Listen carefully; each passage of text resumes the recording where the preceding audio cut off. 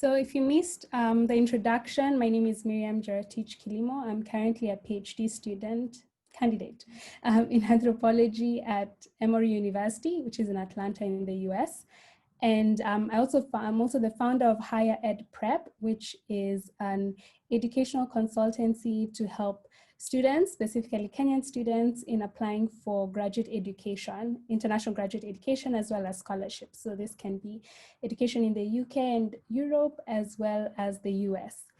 In terms of a little more of my personal journey, I was in high school in Kenya, and then I learned about going to the US for undergraduates, so like Faith and Sveta. I went to the US, I went to Dartmouth College for my undergraduate, and then I went to the UK for my master's. I did a master's in women's studies at the University of Oxford, and then transitioned back to the US for my PhD. So I do have experience in both UK and US systems, and I'm happy to address that. You're free to contact me to ask about the UK system, but in this presentation, I'll just be specifically talking about the US and maybe touching on some differences with the UK or European systems of graduate education. So the first question you might ask yourself is, where do you find a program? And I'll start by saying also that in my presentation, I won't be covering application for MBAs. So business degrees they're very specific, and there are a lot of admissions programs that help people apply. I will mention one which later on, which is a free resource for young Africans, because a lot of the admissions programs are very expensive for MBAs in the US. But yeah, so I won't be touching on that, but feel free to contact me and I can be able also to connect you with other resources. But in terms of looking for programs, so programs like masters in public administration, masters in international development, or PhD programs in anthropology like me, sociology, history, other different programs, best place really is Google. For any kind of program, the best place is Google. But in terms of specifically looking at US programs, there is a website called US News. And if you just Google US News and World Report, you'll be able to get a database of different universities. And they do have rankings every year of best sociology program, best anthropology programs, even best business programs. And you can be able to look at, that can help you narrow down in thinking, okay, this is the school that I'm going to will be my reach school, maybe the best school that I'm going to apply to. This is a school that is ranked differently that I'm going to apply to, so that you have a mix of schools that you're applying to. Another thing you can do is just networks. And I think this works really well for people like lawyers, especially Kenyans who want to go and do masters in the US. There's usually a program called LLM programs, Masters of Laws programs, which are usually graduate programs for foreign trained lawyers to be able to get exposure into the US system. And you can work through LinkedIn and look at different areas where people have studied. Feel free to message them and ask them, hey, how can you tell me more about your program, how you got into it? And that can be a way in which you can learn more about a graduate program that you're interested in. Okay, now the specifics of applying for a graduate program in the US, it's quite different compared to the undergraduate process. So as Faith mentioned, in undergraduate, it's really easy. You just go to the common application website. There's a list of many schools and you create one application for a school, and then maybe you'll have supplemental essays. But for graduate programs, for masters and PhDs, every school will have its own application process. Sometimes they might use the same application manager, so that you will go to a website and you'll see your different applications for different schools, but it's not always the same.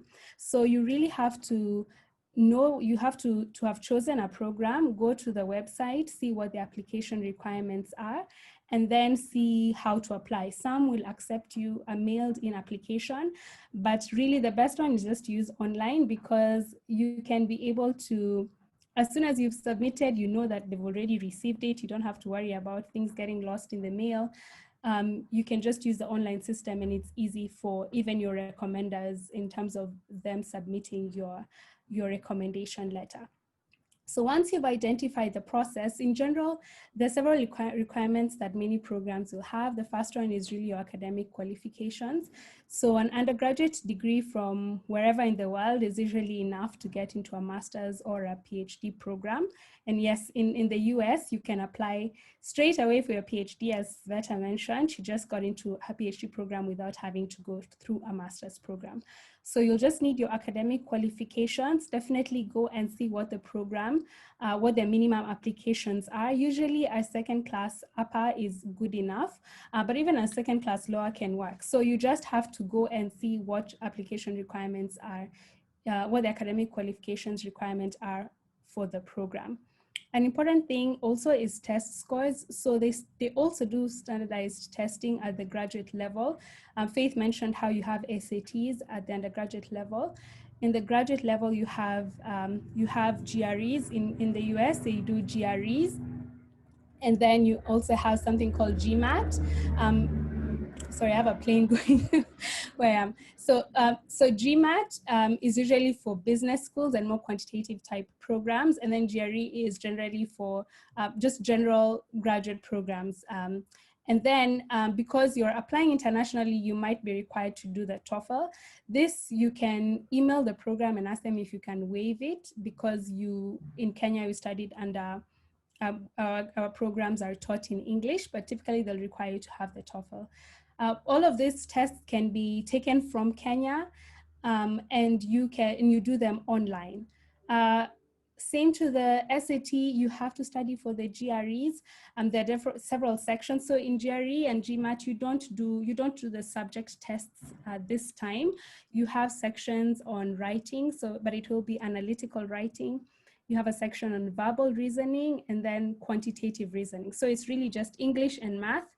In English, where they're testing things about your comprehension and your vocabulary, and then also testing your writing. And then in math, they're testing your math. But really, once you understand how it works, it's all about reasoning. You don't have to spend so much time doing the math. You just have to understand how the test works. A very important component for a graduate program is something called a personal statement. Different schools will call this different things. Some will call it statement of purpose. Others will call it personal statement. But generally, it's a statement where you'll be able to describe to the program who you are, why you're applying to the program, what you intend to contribute, what you intend your research to be. And I'm going to talk about maybe the different specifics that might be a bit different when you're applying for a master's compared to applying for a PhD. Another thing you'll have is a CV and the resume. Typically, they'll tell you if they want a one-page resume or they want a CV, and a CV will have everything you've ever done. A resume is usually shorter, maybe 1, maximum 2 pages. So go to the program website and see what the requirements are. In terms of recommendations, you'll be able also to see from the individual program. For PhDs, they usually require like three minimum recommendations, and this will be from faculty members who have taught you. For masters, where it's something where you're applying for maybe a career masters, it can be something, you can get a recommendation from your former supervisor as well as a professor. So it's really important to just go and see what the requirements are from the program that you're applying to. You'll have language requirements, and that's usually for the TOEFL. For some, if you're applying for something like a program like history, so if you want to do a PhD in history, some programs will tell you, we need you to have competency in a foreign language, in at least one foreign language, or something like a PhD in religion, they might require you to do that. So you might be able to get that waived once you've gotten into the program, if you show that, if they accept Kiswahili as a foreign language for you, or if you've done French in undergraduate or German, that can be something that you can use to waive that once you do a testing. But then the also language requirements, as I've mentioned, is the one for the TOEFL, which is really important for the admissions, and you can be able to email the admissions, the graduate admissions of the program that you're interested in to find out if that can be waived for you. Difference also, and for some reason, I don't remember if I paid for application fees in undergraduate. Maybe Faith can mention that later. But for graduate school, you have to pay an application fee. This is expensive. It can be from around $70, just 7,000 Kenya shillings. And if you're applying for, let's say, 4 programs, that's 28,000 Kenya shillings.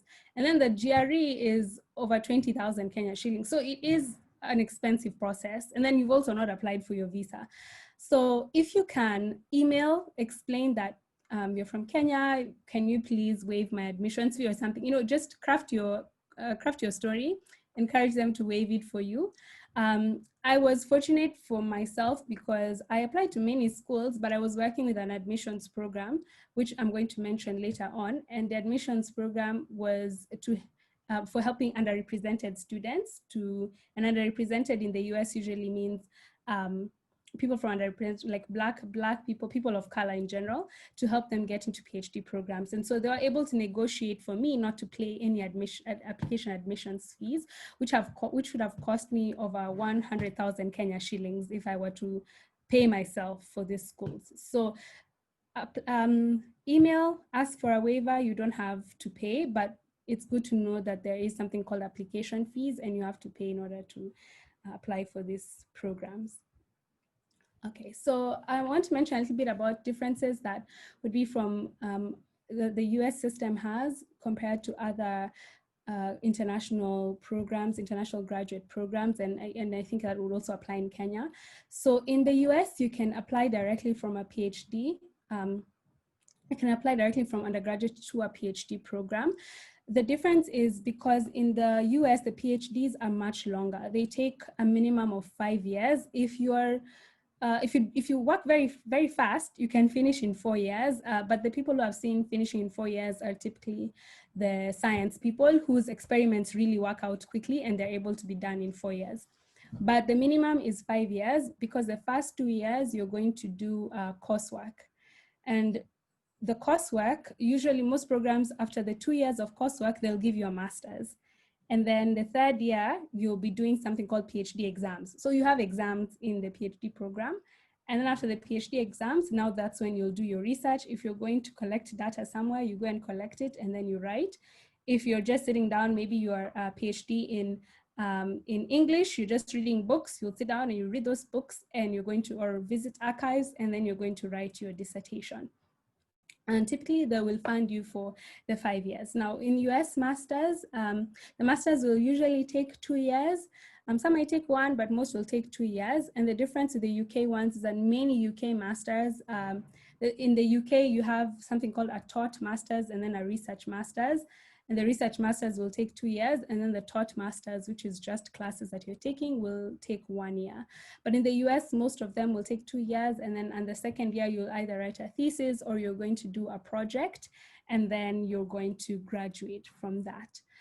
A difference also with the US system is that when you write your personal statement, you don't have to know exactly what you're going to do. When this is for the PhD, you don't have to say exactly what you're going to do your research in because you don't know. You're going to take 2 years to also do classes. Maybe your interests will change. You need to have a sense though of what it is that you want to study. So if you want to do African literature, then you have an idea of what kinds of African literature you want to read, what kind of authors you're interested in, and then you will be able to connect that to the program itself and the kind of advisors that you want to work with. This is different from the UK or Europe programs, where if you're going for a PhD, they expect you to have already reached a level where you know exactly what you want to research. You have a highly developed research proposal, which in the US system is something that you develop in your 3rd year. But in the UK and Europe, they already expect that you had done a 2-year master's program. You had time to think through what your research ideas are going to be, and then you're going to have a highly developed research proposal that you will use to apply for the programs. Something else that's different is that there's very little funding for masters in the US. The best thing to do really is once you've identified the program, go and see what funding options are. I've had people who ask me after they've already gotten admitted, how do I get funding for my master's? At that point, because you'll ask the financial aid office of the school, and they'll tell you we don't have any funding for master's programs, or they'll tell you we have some merit scholarships, we can give you 50% and you come up with the other 50%. It's very hard also because very few banks or education organizations are going to give loans to international students. The only difference is for MBAs. Now, MBAs, if you're international, you can get a loan because they expect that once you graduate, you'll get a very high paying job and you'll be able to pay back the loan very quickly. So usually for things like law school, if you went through the US system as an international student, undergraduate system as an international student, and then you apply to law school, it's easy for you to get a loan.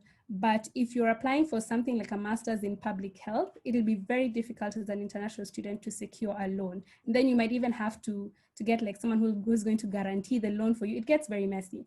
So make sure before you're applying, especially for master's programs, that you know whether they offer merit scholarships. Even if it's a merit scholarship, it's going to cover your tuition costs, and maybe you are going to, your family or yourself, you're going to front the costs of your living costs, and that's something you can think about. I would discourage you from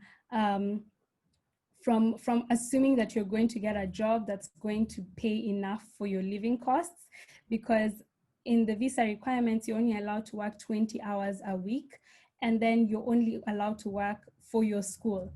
And there'll be limited opportunities for you to be able to make a lot of money to supplement your living costs.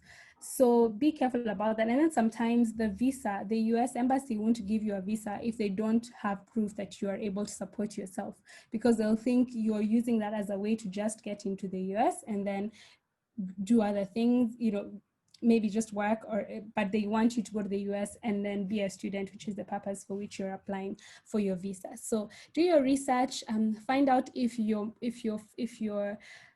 program you're interested in is actually offering funding, and then apply. Apply after you've ascertained, or if you're able to front the costs of your master's education, or you have a benefactor, then by all means, just apply and don't worry about the funding. Okay, so in terms of, I'll just talk a little bit about the difference between the master's programs and the PhD programs in the US.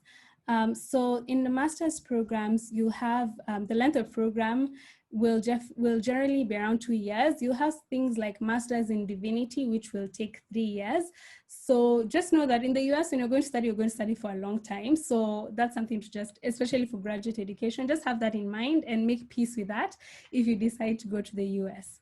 A difference in your personal statement is that for Masters, you might want to focus more on emphasizing why you chose the particular school, why you chose the program, and in your essay, talk a little bit more about how the master's is going to help you in your career.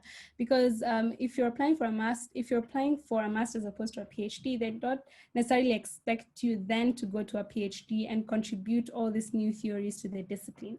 So there might be different things that you want to focus on when you're talking about your personal statement. I've already talked about funding. So yeah, so definitely find out if there are internal scholarships that are being offered. So for example, a school like Stanford has this Knight Hennessy scholarships that are offered for all master's and PhD programs. You have schools like Duke as well, which has its own internal funding for things like the Masters of Laws program. So just go and find out. And some of them, I know, like the Duke LLM program has funding for a student from a developing country. Now you want to, latch onto things like that and take advantage of that. You really have to just do your homework and find out what kind of internal scholarships would be available and suitable for you as a student coming from sub-Saharan Africa. And then again, if you have money, yeah, apply, go to the schools and have a blast. For PhD programs, I've already mentioned that it takes a long time. Now, for example, for my school, the students in my program, the average graduation rate is 6 years, like 6 to 7 years. And then for our school, the graduate school at my university, they expect it to be done in 8 years. So they're going to give you money. They're going to give you a PhD stipend for 5 years, which now it's money for your living costs. And then they're going to subsidize your tuition for 8 years. So if you take longer than the 5 years, then they'll still be able to to waive your tuition for 8 years. But you can, by all means, work very hard and graduate in 5 years, or work extremely hard and graduate in 4 years, which is almost impossible, but you can do that in the US PhD program. Now, if you already have a master's, say from Kenya, and then you want to apply to the PhD program, it's not a guarantee that your length of time is going to be shortened, because some schools will say, we don't recognize the courses that you took in any other university, we want you to take our courses. Then it really won't work. You'll still be sitting and taking 2 more years of master's coursework. Sometimes they might say, okay, it's fine, you'll just take 1 year and then you can go ahead and do your PhD exams and start writing your dissertation or doing your research. So you really have to email the program and see if they're going to offer that option. My school did not offer that option. I did a 1-year master's. It was in a different field, granted, it was in women's studies, and then I went to do a PhD in anthropology.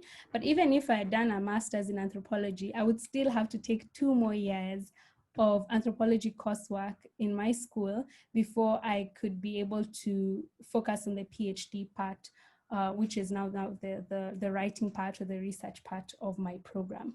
So a lot of factors to consider, and the best way for you to find all these answers, again, is just to email.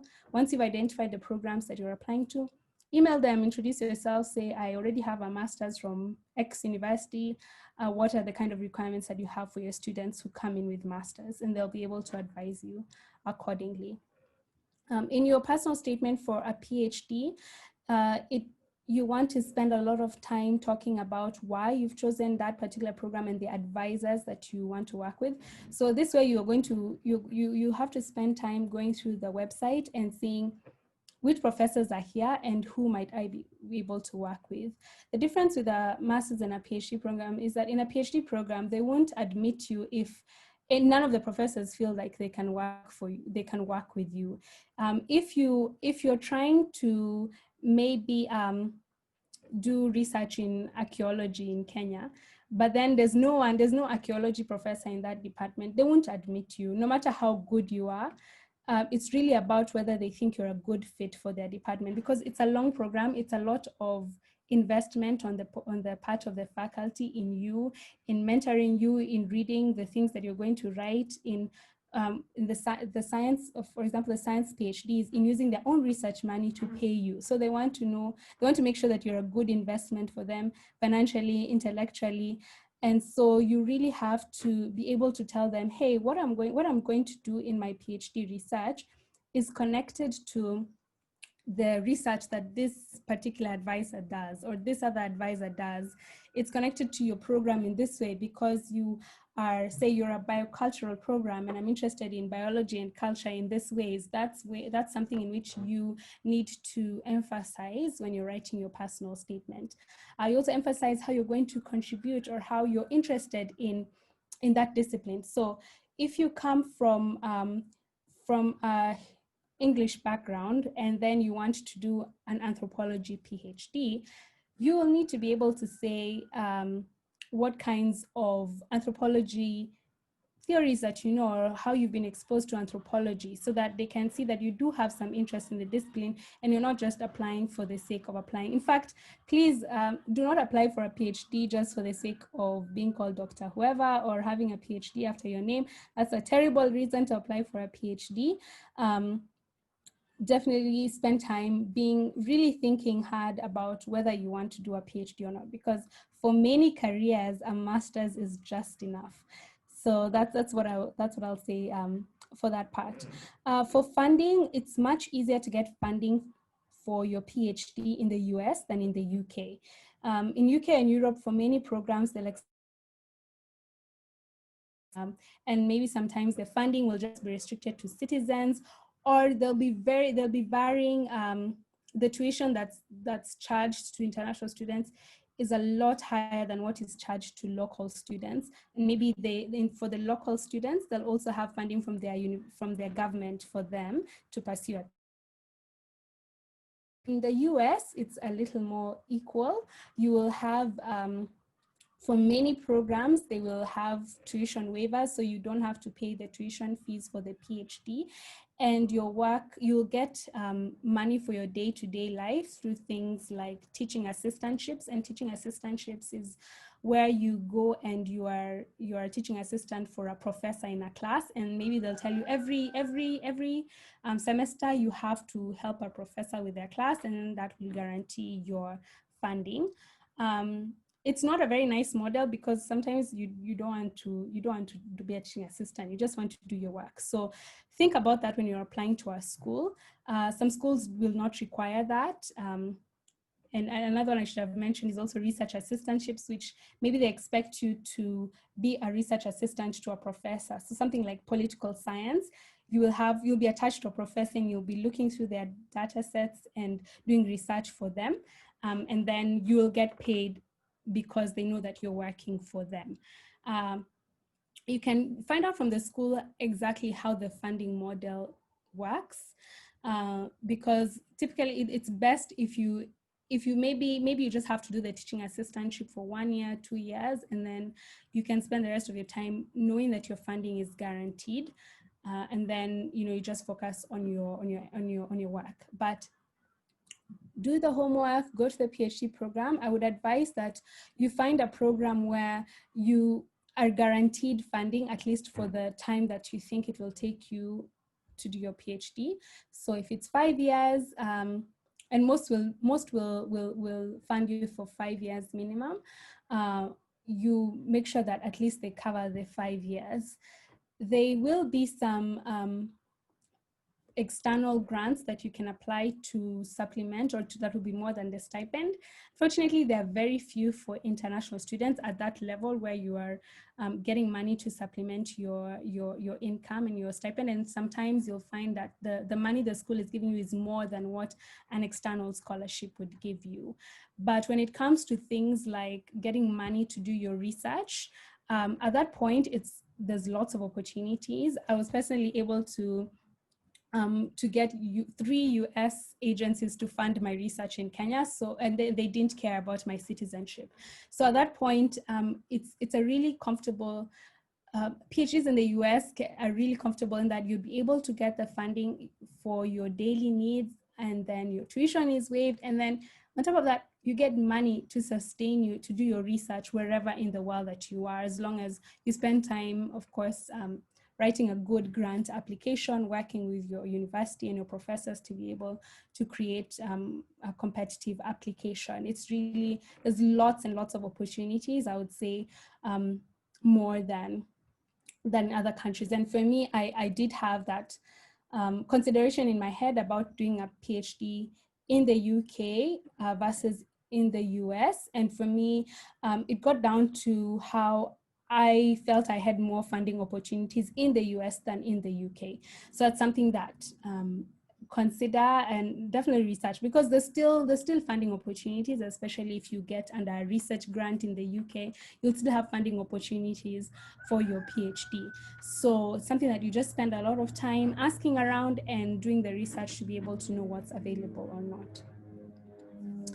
I have a list of best practices that you can also talk more about in the Q&A, but I'd say, apply to at least 3 to 4 programs of varying admissions competitiveness. Don't apply to the number 1, 2, 3, 4 best programs in your discipline. Yeah, just spread your wings and apply to different places, and revise your personal statement. Work with an admissions program if you can.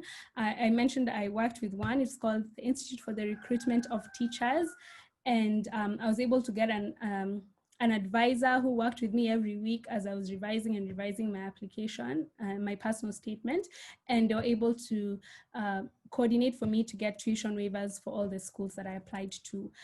For MBAs, there's an organization called Young African MBAs. They offer free guidance for students who are applying for MBA programs in the US. I highly recommend you, if you're applying for an MBA, don't just go without knowing what the process is. It's extremely competitive for MBAs in the US, especially going into some of the top programs. So do the research in this Young African MBAs, which is a consortium of different Africans from different countries who've gone through MBAs in the US, and I think also in Oxford. They'll be able to help you through the program, through the process. Email current students in the program that you're interested in. You can also email the faculty and find out more about what the program is, how their life is, if they feel supported intellectually and financially. Those are I'd say the two most important things you need to find out. And then it can guide you in your decision making. Also ask about advisors, because a PhD program, especially for a PhD program, it's very long, and you need to know you're working with a person who is understanding, is kind, and cares about you as a person as well as a scholar.